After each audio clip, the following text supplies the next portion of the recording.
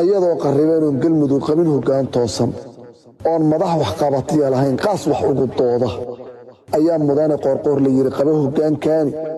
qalaf maalintoo siistay ee calanka soo qaatay ama uu majaraha u qabtay qaadir kuu dhiibay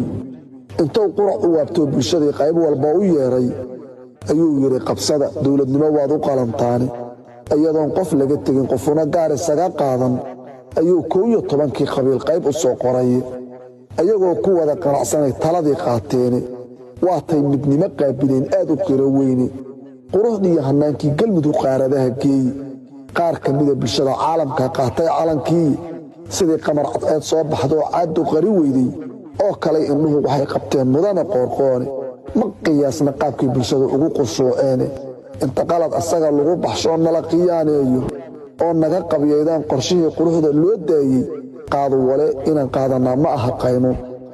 xasan sheekh qorshaha oo watana waxaan ku qiimeeyay hadduu qurux la rabo oo galmudug qaran la doonayo qamriga iyo daroogada mid gada uma qorsheeyeen qaymaha ay leedahay hadeer kama u qaadeen quwad iyo siyaasada qarriban kuma qardoofeen ma qarsheen bulshada qaaliga qabashadoodii qashqashaad ma geliyeen waxay horay u qaateen sir yar oo qarsoon oo qishaan soo qatimayay qorshihii iyo qiyaanadu ka weyn kaligii qoorqoor